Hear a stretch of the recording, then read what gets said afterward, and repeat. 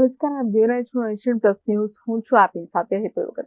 પંચમહાલ જિલ્લાના હાલોલ ખાતે 77મા પ્રજાસત્તાક પર્વની ઉજવણી આન બાન અને શાન સાથે કરવામાં આવી છે.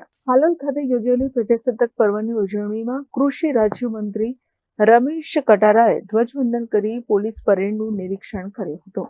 મંત્રીએ જણાવ્યું હતું કે સૌનો સાથ, સૌનો વિકાસ, સૌનો વિશ્વાસ અને સૌનો પ્રયાસના મંત્ર સાથે ભારત પ્રગતિ કરી રહ્યું છે. સુશાસન સપ્તાહ દરમિયાન રાજ્યમાં 5,000 કરોડથી વધુના વિકાસ કામોનું લોકાર્પણ અને ખાતમુહૂર્ત કરવામાં આવ્યું હોવાનું તેમણે જણાવ્યું છે.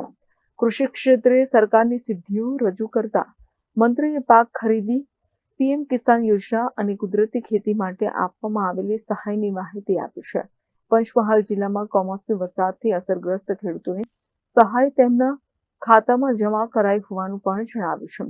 કાર્યક્રમ દરમિયાન વિવિધ વિભાગોના ટેબલો, કર્મયોગીઓનું સન્માન, સાંસ્કૃતિક કાર્યક્રમો અને વૃક્ષારોપણ સાથે પ્રજાસત્તાક પર્વની ઉજવણી પૂર્ણ થઈ છે.